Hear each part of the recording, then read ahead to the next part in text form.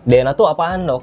Jadi DNA itu merupakan kumpulan dari molekul yang membawa informasi genetik yang unik, yang sebenarnya mengendalikan semua. Jadi penampilan kita, warna kulit, warna rambut, warna mata gitu, bentuk apakah ada kumis atau enggak gitu, bentuk rambutnya lurus atau keriting, terus tinggi, pendek, bagaimana kita bertumbuh, bagaimana kita berkembang, dan juga mengandung informasi mengandung perintah dalam tanda kutip ya, untuk menjalankan bagaimana tubuh kita menjalankan berbagai fungsinya. Sebenarnya tujuan tes DNA itu untuk apa sih, Dok? Jadi yang paling pertama itu untuk keperluan medis. Terus yang kedua kepentingan forensik. Terus tadi yang Mas Sony bilang di awal, menentukan orang tuanya siapa.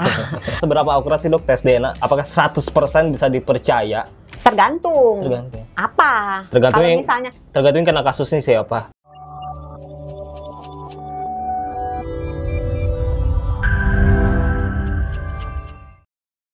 Selamat datang di program Kamu Sehat bersama Sony Wicaksono dan Dr. Santi, Health Management Specialist Corporate HR Kompas Gramedia.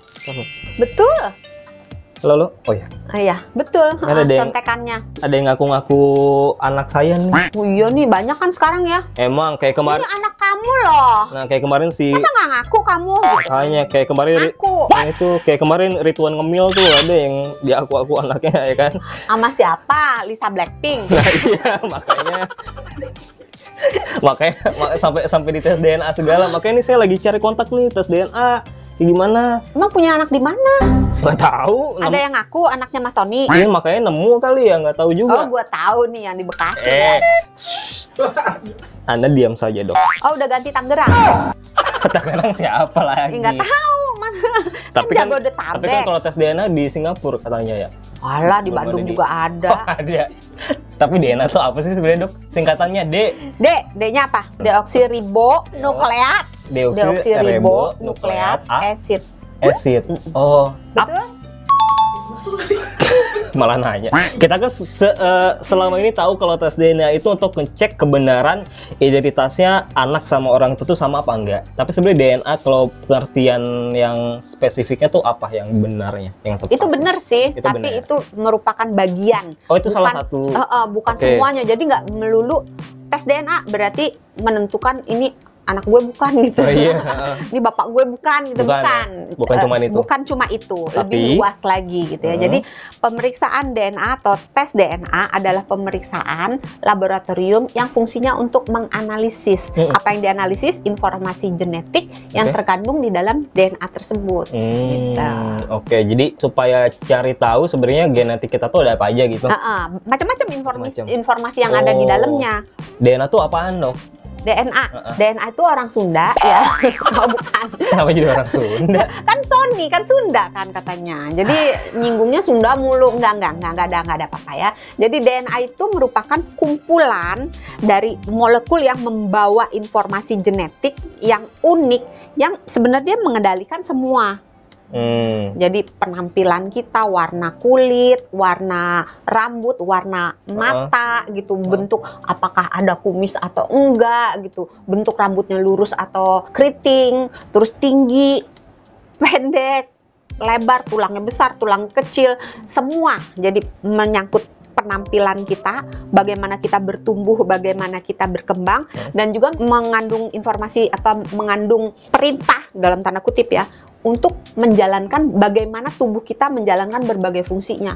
Fungsi pencernaan itu sebabnya kan ada orang yang misalnya nggak tahan makan ini, tahan ini gitu. Itu termasuk merupakan salah satu yang diatur oleh DNA kita. Sebenarnya tujuan tes DNA itu untuk apa sih, Dok? Macam-macam. Ada 1, 2, 3, 4 banyak ya.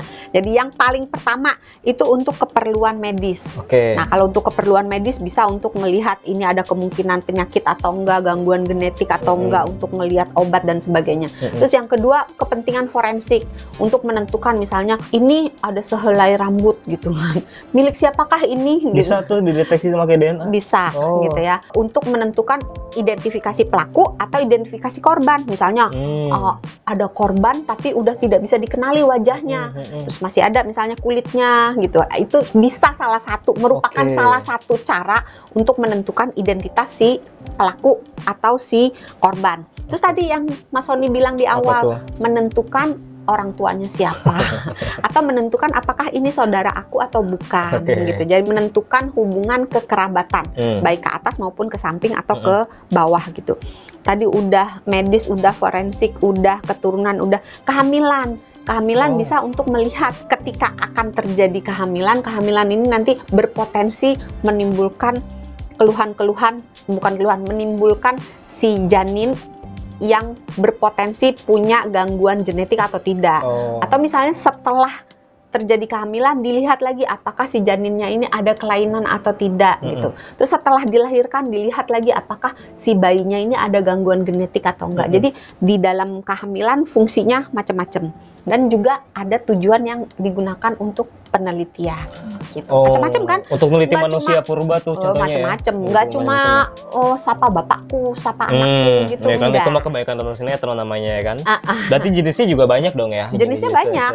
Sesuai itu tadi, sesuai tujuannya. Jadi jenisnya nih, kalau yang tadi yang siapa orang tuanya, kalau kita mau melihat bapaknya berarti jenisnya tesnya tes paternitas. Kalau misalnya ibunya yang mau dilihat tes maternitas gitu. Jadi itu untuk lihat turunan ya. Tes diagnostik. Nah, tes diagnosis ini untuk menentukan ini ada nggak sih penyakit yang berkaitan dengan genetik di orang ini gitu. Sehingga terapinya, pencegahannya itu bisa disesuaikan dengan yang ada gitu ya.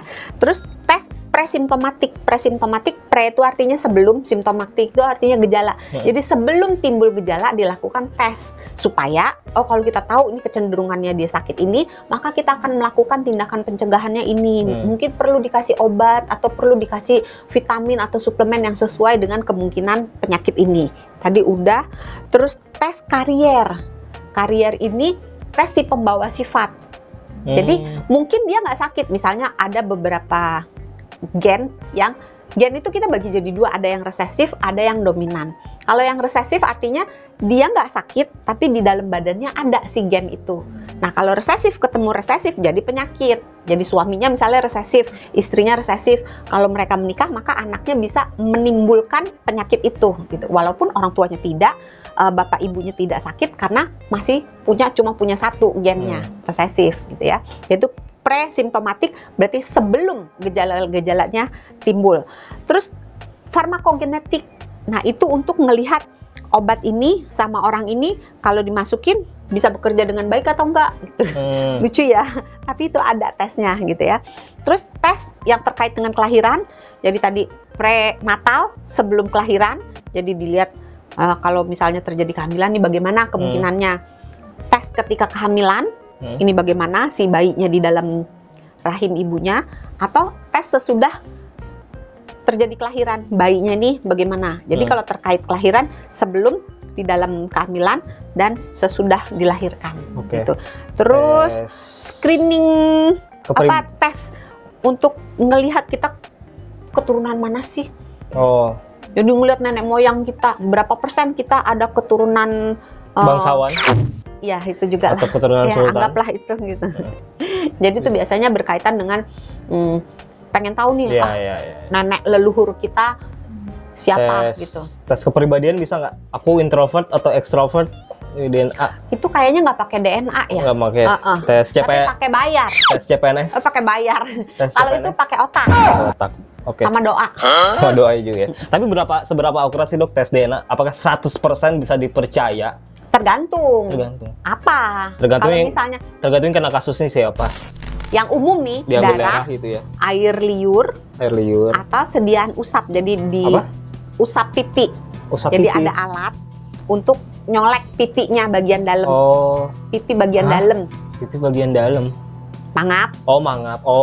Di dalam. Dikorek. Nggak dikorek sih ya, diusap doang. Iya. Gitu. Atau kalau susah, atau misalnya anak-anak kan susah tuh, disuruh meludah.